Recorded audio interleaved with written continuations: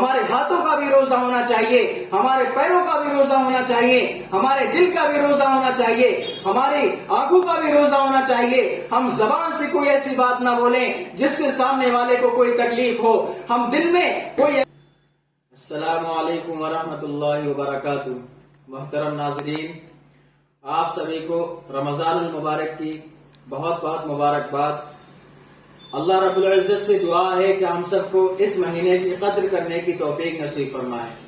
یقیناً یہ مہینہ بہت بابرکت مہینہ ہے، اس لیے ہم سب کی کوشش ہونی چاہیے کہ ہم روزے کا بھی اہتمام کریں اور روزے کے ساتھ ساتھ ہماری نمازیں بھی قضا نہ ہونے پائیں، اور جو ہماری تراویح کی نماز ہے، جو عبادت ہے، اس میں بھی ہماری کوئی کمی نہ ہونے پائے، کیونکہ یہ مہینہ اور یہ موقع اللہ رب العزت نے ہم کو دیا ہے، تو اس کی ہم قدر کریں، اور اس کی قدر کرنا ہماری ذمہ داری ہے۔ اور ہم بہت خوش نصیب ہیں کہ اللہ رب العزت نے یہ مہینہ ہم کو عطا کیا ہے، کیونکہ یہ صبر کا مہینہ ہے اور صبر کا بدلہ جنت ہے۔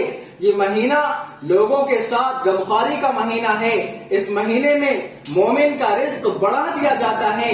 جو شخص کسی روزے دار کو روزہ افطار کرائے تو اس شخص کے لیے اللہ رب العزت وہ اس شخص کو اس کے گناہوں کو بخشنے کا ذریعہ بن جاتا ہے۔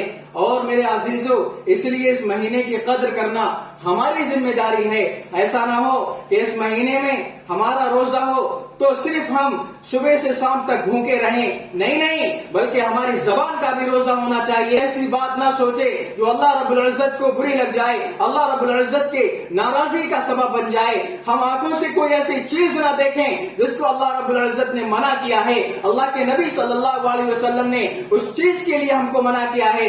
ہم ہاتھوں سے کوئی ایسا کام نہ کریں جس سے اللہ رب العزت کی ناراضگی کا سبب بن جائے۔ ہم پیروں سے کوئی ایسا کام نہ کریں، کسی ایسے راستے کی طرف چل کر کے نہ جائیں جو اللہ رب العزت کی ناراضگی کا سبب بن جائے۔ اور میرے عزیزو، ایک پیغام اور ایک میسج میرا یہ بھی ہے کہ اگر آپ کے گھر میں کوئی اچھی چیز پک رہی ہے تو آپ اپنے پڑوسیوں کا بھی خیال کریں، اپنے رشتہ داروں کا بھی خیال کریں، اور جو غربا اور جو مساکین ہیں ان کا بھی خیال کریں۔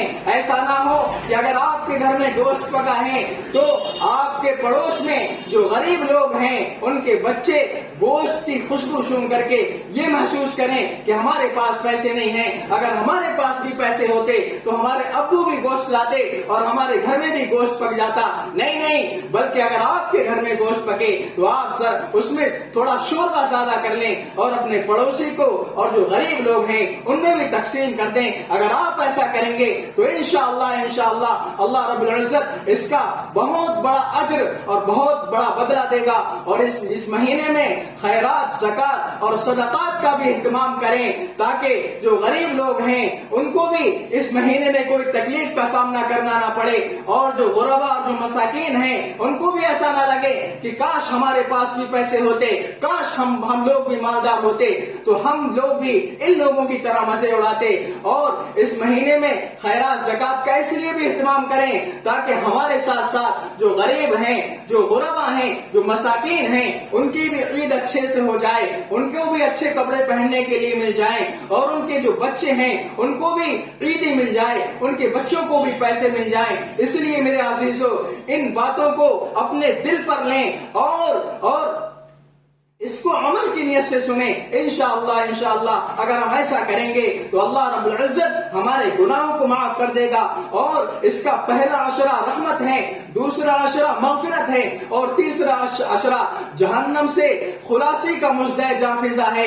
اس لیے میرے عزیزو، اللہ رب العزت کی رحمت کے طلبگار بنے، اللہ رب العزت سے اپنے گناہوں کی معافی مانگیں کہ اللہ، آج تک میں نے جتنے بھی گناہ کیے ہیں میں سارے گناہوں کی معافی مانگتا ہوں۔ اے اللہ، آپ رحیم ہیں، آپ کریم ہیں، آپ گناہوں کو معاف کرنے والے ہیں، آپ سے مجھے امید ہے کہ آپ میرے گناہوں کو معاف کر دیں گے۔ اے اللہ، میرے جو ہاتھ آپ کے سامنے اٹھ رہے ہیں یہ ہاتھ خالی نہ لوٹانا، بلکہ میرے اللہ، اے میرے پیارے اللہ، میرے گناہوں کو معاف کر دینا، اور میں نے آج تک جتنے بھی گناہ کیے ہیں ان سارے گناہوں پر پردہ ڈال دینا اور مجھے معاف کر دینا، اور آئندہ سے مجھے کسی غلط کام کی طرف میرا دل نہ چاہے۔ اے اللہ، اس کی مجھے توفیق دینا، اور میرے عزیزو، یہ مہینہ ایسا مہینہ ہے کہ اگر اس مہینے سے پہلے اگر ہماری کسی سے جھڑپ ہو گئی ہو، کسی سے کوئی ہماری لڑائی ہو گئی ہو، اس سے معافی مانگ لیں، یا ہم اس کے پاس چلے جائیں کہ بھائی مجھے معاف کر دے،